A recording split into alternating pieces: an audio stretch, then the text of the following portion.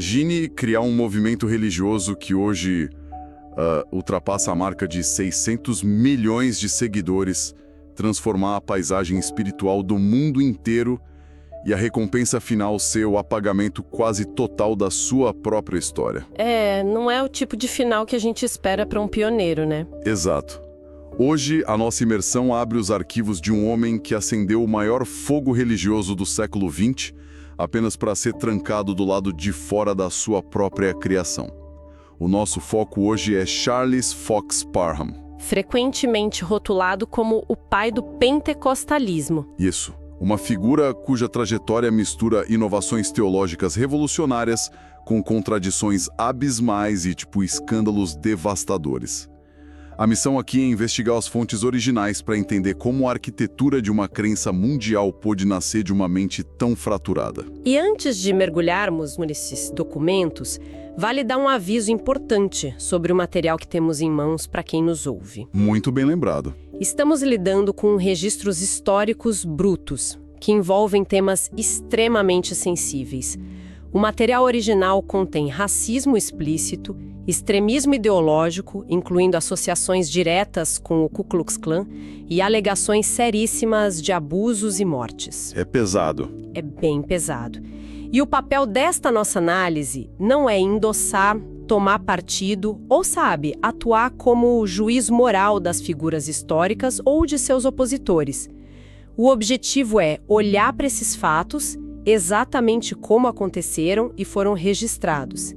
Entender a história sem filtros é essencial para a gente compreender como ideias tão influentes ganharam tração no mundo real. Com essa lente rigorosa posicionada, acho que precisamos começar pela raiz da obsessão de Parham com o poder e a cura. Porque a teologia, ela não nasce no vácuo, né? Muitas vezes ela nasce da dor física. Com certeza. E os primeiros anos de vida de Parham, que nasceu em 1873 no Iowa e foi criado no Kansas, parecem, assim, um catálogo de sofrimentos médicos. A fragilidade física foi, na verdade, o verdadeiro motor intelectual dele. Desde muito cedo, Parham sofreu com doenças gravíssimas que o deixavam totalmente prostrado. Que tipo de doenças? O histórico médico dele incluía episódios de febre reumática severa e encefalite. Imagina, em uma época em que a fronteira do meio-oeste americano oferecia uma medicina super rudimentar. Nossa, devia ser desesperador. Exato. Ser atingido por essas condições significava passar meses acamado, frequentemente flertando com a morte. O que os registros nos mostram é que, quando as intervenções médicas falham repetidamente com o indivíduo, a psique busca rotas alternativas de sobrevivência. Faz sentido. No caso dele, essa rota foi uma crença radical e inegociável na cura divina. Mas me corrija se eu estiver interpretando errado. Buscar a cura divina não era exatamente uma novidade no final do século XIX, era? Não, de forma alguma. A questão é que ele leva isso a um extremo de rejeição institucional. Ele entra na igreja metodista, começa a pregar, mas rapidamente rompe com eles porque achava a estrutura fria, sem poder. Ele não queria apenas uma religião de consolo, sabe? Ele exigia que os milagres descritos na antiguidade acontecessem no quintal dele, em tempo real. O descontentamento dele era visceral. Parham via as igrejas tradicionais como museus de um Deus que já não agia, e essa rejeição o levou a criar o seu próprio ecossistema. E como ele fez isso? Ele funda primeiro uma casa de cura, a Bethel Healing Home, e depois, em outubro de 1900, estabelece o Bethel Bible College, na cidade de Topeka, no Kansas. E o local escolhido já carregava uma ironia arquitetônica maravilhosa. Naquela mansão, né? Isso. Era uma mansão imensa, mas inacabada, que os moradores locais chamavam de a Tolice de Stone. Era uma referência ao construtor original que faliu antes de terminar o telhado. A imagem de um grupo de pessoas estudando o divino em uma mansão chamada Tolice de Stone, com o frio cortante do inverno do Kansas entrando pelas frestas, é quase cinematográfica. O cenário era perfeito para algo radical. E as regras dessa instituição eram incrivelmente subversivas para a época. Sem cobrança de mensalidades, uma dependência total de doações imprevisíveis E a Bíblia era o único material de leitura permitido. Zero comentários teológicos ou livros de história. Exatamente. O Espírito Santo seria o único professor. Mas o que me intriga aqui é a metodologia de Parham. Ele operava quase como um cientista, num laboratório buscando a prova de uma reação química invisível. É uma ótima analogia. Ele dá aos alunos uma tarefa de pesquisa muito específica. Eles tinham que encontrar nas escrituras qual seria a evidência física de que alguém recebeu o que eles chamavam de batismo no Espírito Santo. A genialidade ou a obsessão pragmática de Parham residia justamente nessa busca por uma métrica inegável, sabe? Muitos movimentos anteriores falavam sobre sentir o Espírito Santo, arrepios, visões ou uma paz interior profunda. Mas sentimentos são muito subjetivos, né? Exato, e Parham queria algo empírico, audível e irrefutável. Após estudarem os textos, especialmente o livro de Atos, na virada do ano de 1900 para 1901, o grupo chega a uma conclusão unânime. A evidência física exigida era o falar em línguas. Isso mesmo, a glossolalia. E aí que o experimento teórico se torna prático? Tem o caso daquela aluna, a Agnes Osman. Ela pede que Parham imponha as mãos sobre ela e os relatos das fontes afirmam que ela começa a falar ininterruptamente em um idioma desconhecido. Que o grupo rapidamente identificou como sendo chinês. Chinês. E que ela teria passado 3 dias inteiros sem conseguir articular uma única palavra em inglês. É tipo o marco zero. O impacto teológico desse evento não pode ser subestimado de jeito nenhum. O falar em línguas já havia ocorrido esporadicamente na história cristã, claro.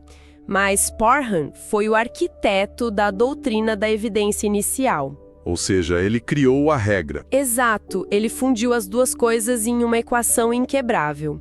Sem o falar em línguas, não há prova do batismo no Espírito Santo. E o detalhe crucial para quem nos acompanha é que eles não viam isso como uma linguagem angelical ou mística. Não. Não. Parham ensinava a xenoglossia, a crença de que Deus estava instalando idiomas humanos reais e instantâneos na mente dos fiéis. Caramba. E qual era o objetivo prático disso para eles? A lógica por trás disso era puramente utilitária e escatológica. Acreditava-se que o fim do mundo estava batendo a porta, então não havia tempo para passar anos em seminários aprendendo dialetos indianos, chineses ou africanos. Deus estaria equipando um exército de missionários para uma evangelização relâmpago global. Mas, assim, essa obsessão com a expansão global carrega uma ironia sombria, porque a teologia logo bate de frente com a realidade. O movimento começa a crescer, sai de Topeka e, em 1905, Parham muda sua base para Houston, no Texas, abrindo uma nova escola bíblica. E é aí que as coisas começam a se complicar profundamente. Sim, lembrando do contexto brutal do Texas em 1905, a segregação era a lei, as leis de Jim Crow e o racismo era, tipo, o ar que se respirava. E é nesse cenário que um homem chamado William J. Seymour, um pregador negro humilde, filho de ex-escravos, cruza o caminho de Parham, buscando desesperadamente aprender sobre essa nova doutrina. A dinâmica que se estabelece em Houston é um retrato terrível daquela época. Seymour tinha uma fome intelectual e espiritual gigantesca, mas as leis locais e as próprias convicções de Parham o impediam de sentar na sala de aula ao lado dos alunos brancos. É revoltante. E sabe qual foi a solução encontrada? Colocar Seymour no corredor. Ele era obrigado a assistir às aulas de Parham ouvindo através da porta entreaberta. E aqui a narrativa exige uma pausa para olharmos a fundo para essas sombras ideológicas do fundador. Porque não estamos falando apenas de um homem que seguia passivamente as leis de segregação por medo de retaliação social, né? De jeito nenhum. As fontes documentam um extremismo muito mais ativo. Pois é. Parham era um supremacista branco declarado. Os registros indicam que ele era simpatizante da Ku Klux Klan e que ele chegou inclusive a pregar para eles. O nível de envolvimento de Parham com ideologias raciais ia muito além do preconceito comum da época. Era uma doutrina estruturada. Ele era um fervoroso defensor do British Israelism, ou anglo-israelismo. que é aquela crença de que os anglo-saxões eram as 10 tribos perdidas de Israel, certo? Exatamente. Uma crença pseudo-histórica que fornecia a ele uma justificativa supostamente divina para a supremacia branca. Além disso, as fontes revelam que ele ensinava uma teoria da criação bizarra, completamente estarrecedora. Espera, ele tinha uma teoria própria de Gênesis? Sim. Na visão dele, Deus não havia criado a humanidade toda de uma vez. Os povos não brancos teriam sido criados no 6º dia, essencialmente na mesma categoria que os animais. Já a raça branca teria sido uma criação especial e separada, moldada no 8º dia. Nossa, a falha na lógica é o que mais me assombra nisso tudo. Como uma mente consegue processar e sustentar uma contradição tão massiva? É a grande questão. Porque, por um lado, ele prega um Espírito Santo universal, um poder que supostamente desce sobre qualquer pessoa, armando os indivíduos com idiomas para salvar o mundo inteiro. Por outro lado, o mesmo homem promove a exclusão ativa, o racismo sistêmico e teorias da criação que desumanizam a maior parte do planeta. Como ele conciliava isso? A resposta está na profunda dissonância cognitiva que frequentemente acompanha os extremismos. Sabe? Parham viu o poder espiritual como algo a ser distribuído universalmente, mas a hierarquia de controle desse poder, na visão dele, deveria permanecer estritamente nas mãos dos anglo-saxões. Entendi, ele queria o monopólio da liderança. Exato. No entanto, o que torna essa história fascinante é a consequência não intencional da teologia que ele mesmo criou. Ao estabelecer que o acesso ao Espírito Santo dependia apenas de uma experiência direta, pessoal e evidenciada pelo falar em línguas, Parham, sem perceber, democratizou radicalmente a fé. Ele tirou os intermediários da jogada. Perfeito. Ele eliminou a necessidade de bispos, hierarquias estabelecidas ou provações institucionais. Qualquer pessoa poderia acessar a divindade. Isso entregou a populações marginalizadas, como Seymour no corredor, a ferramenta teológica perfeita para contornar e desmantelar a própria supremacia branca que Parham defendia. Essa percepção muda tudo. É a ferramenta destruindo o arquiteto. A mensagem absorvida pela porta entreaberta escapa do controle do mestre. Exatamente. E aí Seymour, de forma incrivelmente humilde, aceita o ensinamento, consegue alguns fundos do próprio Parham para uma viagem e vai para o oeste. E em Los Angeles, em 1906, em um galpão abandonado na rua Azusa, que a semente de Topeka germina de uma forma que o Parham jamais poderia imaginar. O avivamento da Rua Azusa se torna o epicentro tectônico do pentecostalismo global. As reuniões de oração lideradas por Seymour atraem milhares de pessoas e são marcadas por duas características fundamentais que entravam em choque direto com a sensibilidade de Parham. Quais eram? Primeiro, as manifestações físicas extremas. Choros convulsivos, pessoas caindo, gritos de euforia espiritual. Segundo e mais importante, a demolição completa das barreiras raciais.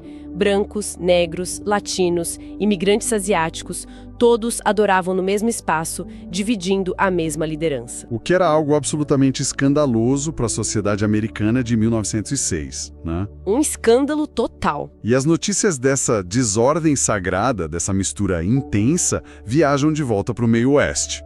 E o Parham decide ir a Los Angeles. É muito fácil imaginar a cena. Ele embarca no trem esperando ser coroado como grande patriarca, um homem que vai inspecionar as tropas. Mas ao colocar os pés no galpão da Rua Azusa, o choque é imediato. Ele não vê um avivamento. Ele vê o caos. A repulsa dele foi imediata e totalmente pública. Parham observou os cultos e declarou que aquilo era fanatismo selvagem. A mistura racial causou nele uma náusea teológica e social imensa. E como ele reagiu às manifestações? Ele diagnosticou aquelas manifestações emocionais, não como a ação do Espírito Santo, mas como sessões de espiritismo, possessão demoníaca e pura desordem. A intenção de Parham era clara.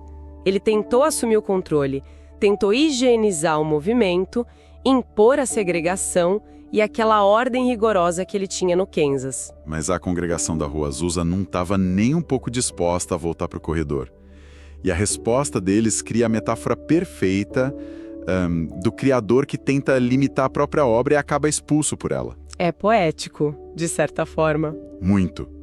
Seymour e a liderança local simplesmente rejeitam a intervenção de Parham, e as fontes dizem que eles chegam ao ponto de comprar cadeados e literalmente trancar as portas do prédio para impedir a entrada dele. Imagina a humilhação. Sim. O teórico do movimento foi expulso do coração prático da sua própria criação. E o contraste entre as duas lideranças sela o destino de ambos na memória histórica. William Seymour é lembrado com muito carinho pelas fontes históricas, pela profunda humildade e inclusão. Há relatos de que ele orava com a cabeça enfiada dentro de um caixote de sapateiro de madeira no altar. Um caixote? Sério? Sério. Só para não atrair a atenção da congregação para si mesmo e não roubar o foco. Ele abraçou a quebra de barreiras. Parham, por sua vez, tentou colocar uma camisa de força em algo indomável. Ele representava a manutenção das barreiras. E a partir do momento em que os cadeados se fecham na Rua Azusa, a relevância dele como líder nacional começa a ruir. E essa queda não foi apenas, uma perda de influência, sabe?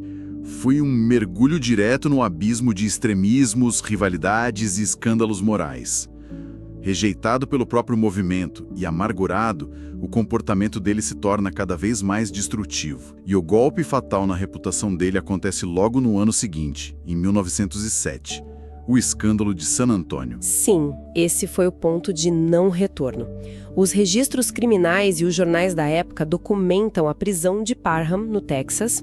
A acusação formal era a prática de atos não naturais, que era um eufemismo legal para sodomia, envolvendo um jovem de 22 anos chamado J.J. Jordan. O que, para um líder religioso puritano no início do século XX, era a acusação mais aniquiladora possível. Exatamente. A reputação dele derreteu da noite para o dia. E a reação dele diante das autoridades é bizarra.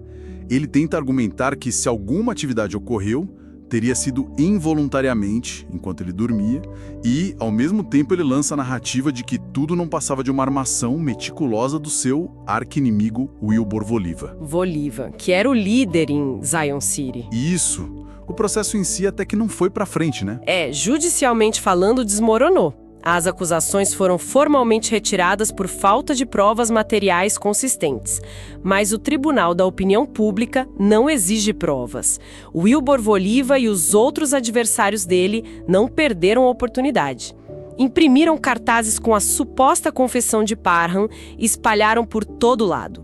O nome de Parham virou pó. E a gravidade aumenta ainda mais quando olhamos para as consequências das doutrinas dele na vida real.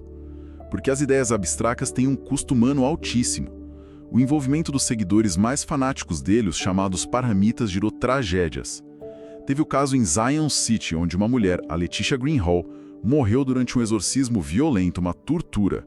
E o júri apontou as doutrinas de Parham como combustível para aquilo. E não para por aí. A insistência obsessiva e radical na cura divina fez vítimas ainda mais trágicas. A rejeição total da medicina criou uma armadilha fatal para os seguidores. Consultar um médico era visto quase como ofender a Deus. É um fanatismo perigoso demais. Muito.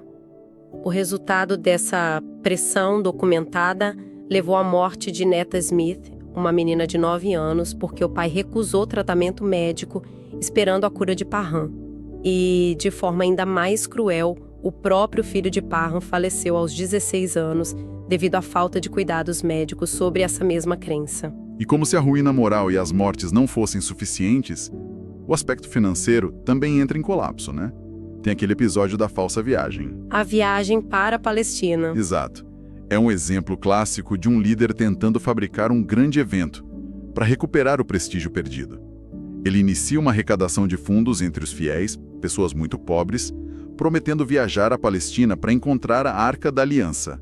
E aí ele simplesmente embolsa o dinheiro e diz que foi roubado em Nova York. E os registros mostram que ele só foi visitar a Terra Santa muitos anos depois, em 1927. Fico chocado em como uma série de tragédias tão tangíveis, prisões, mortes, fraudes, ofuscaram completamente o brilho das curas e avivamentos dos primeiros anos. A soma de todos esses fatores cria uma urgência institucional.